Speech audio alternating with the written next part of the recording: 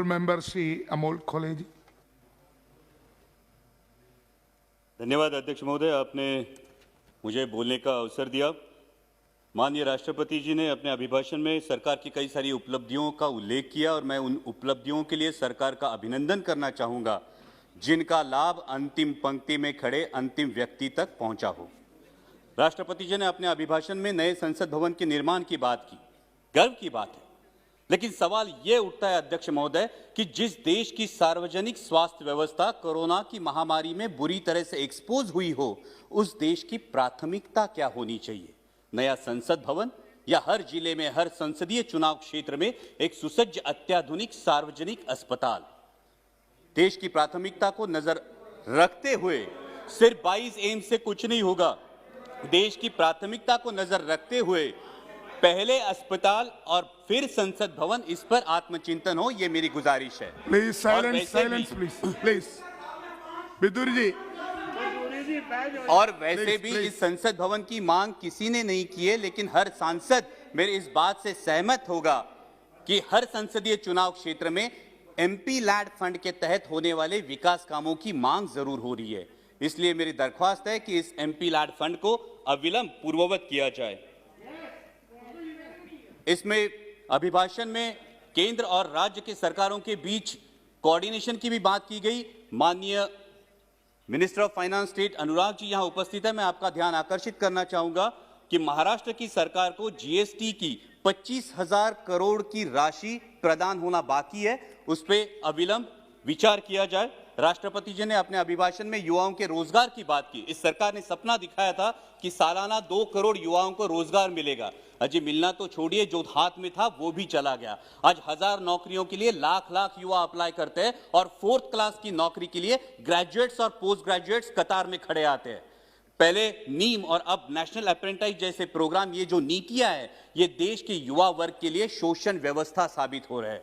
क्योंकि पहले नौकरी लग जाती है, फिर माँ बाप शादी कर देते हैं और 2 साल में कंपनी ब्रेक दे देती है ताकि उसको परमानेंट ना करना पड़े और युवा के भविष्य में अंधेरा छा जाता है। इसलिए इन युवाओं के आक्रोश को समझे और इन नीतियों पर पुनर्विचार हो।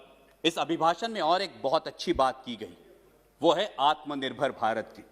जब हम सब ने सुना था कि देश को बिकने नहीं देंगे तो हर किसी को गर्व महसूस हुआ था, लेकिन शायद उसके बाद OLX का विज्ञापन कुछ ज्यादा प्रभावशाली साबित हुआ और वो नीतियों में भी दिखने लगा। बेच डाल, BPCL बेच डाल, BSNL बेच डाल, एयरपोर्ट्स बेच डाल, सीपोर्ट्स बेच डाल। अब डर लगने लगा है कि यह आत्मनिर्भर भारत की बात हो रही है या फिर चुनिंदा पूंजीपति निर्भर भारत की।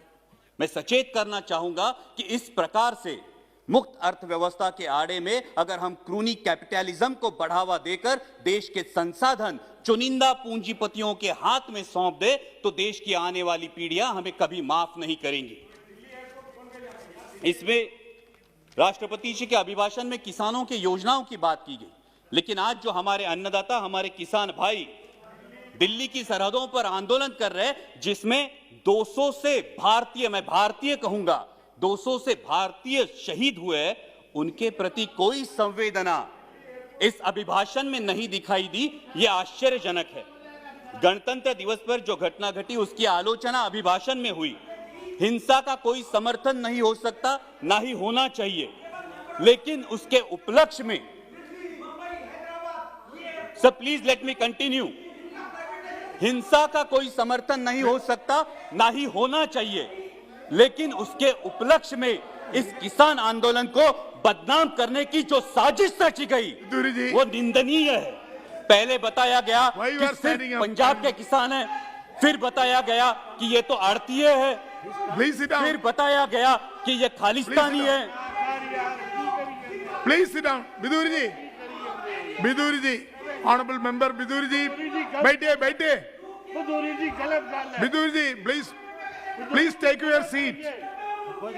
Bidur ji, honorable member, please take your seat. So please bring house in order. Why you are angry?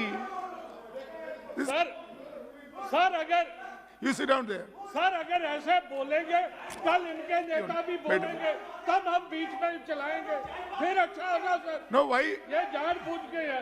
Whenever you, Bidur ji, whenever you will speak, at that time, that time you can tell everything.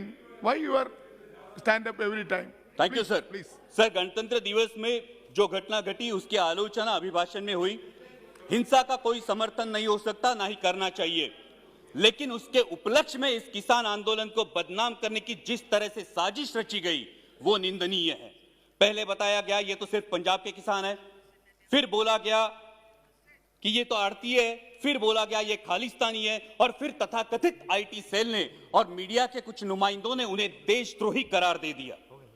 मैं पूछना चाहूंगा कि sir, जो बाप अपने 18 साल के नौजवान बेटे को बोलता है उठ तुझे फौज में भर्ती होना है, तूने बेल्ट की नौकरी करनी है, जो मां अपने बेटे को बॉर्डर भेजते हुए बोलती है कि अगर दुश्मन ने देश पे गोली चलाई तो तूने अपना सीना आगे कर देना है, तो वो देशद्रोही कैसे दिए जाते हैं? सर, आज बेटा सियाचिन में -डिग्री सेल्सियस में देश की रक्षा कर रहा है और उसका 70 साल का बूढ़ा बाप दिल्ली की सरहदों पर अपने हक के लिए कड़ाके की सर्दी में आंदोलन कर रहा है, तो किस मुंह से बोलेंगे जय जवान जय किसान? और सर, आज तो देश को 2 नए शब्द मिले हैं, उसमें से एक है आंदोलन जीवी। मैं शुक्रगुजार हूं इस शब्द के लिए, कारण महाराष्ट्रातले भाजपचे नेते सतत उठसूट आंदोलन करत होते, त्यांना काय म्हणायचं ते आम्हाला या शब्दामुळे कळलं। पण ज्या कष्टकरी वर्गासाठी आमचे बाबा आढावांसारखे सामाजिक कार्यकर्ते वयाच्या 90 ठामपणे उभे राहतात, ते मात्र महाराष्ट्राचा अभिमान है। लेकिन मैं पूछना चाहूंगा सर आपके माध्यम से कि जिस देश के स्वतंत्रता की बुनियाद ही आंदोलन हो, उस देश में इस बात का प्रयोग कैसे किया जा सकता है? सिर्फ 1 मिनट में कंक्लूड करूंगा सर।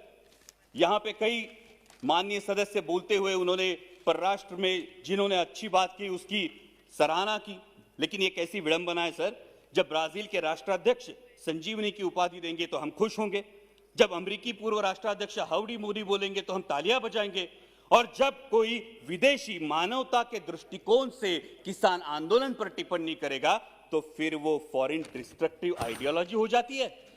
सर, ये बैरिकेड्स लगाना, ये फेंसिंग करना, ये किस प्रजातंत्र का लक्षण है? सर, महामहिम राष्ट्रपति जी ने अपने अभिभाषण में आर्य चाणक्य के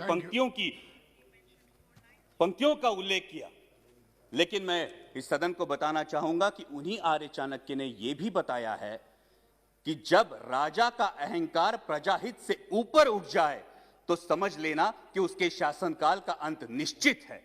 और इसीलिए मैं दरख्वास्त करूंगा कि संवेदनशीलता से इस समस्या का किसानों के हित में हल निकाले, ताकि फिर हर देशवासी गर्व से कह सके जय जवान जय किसान।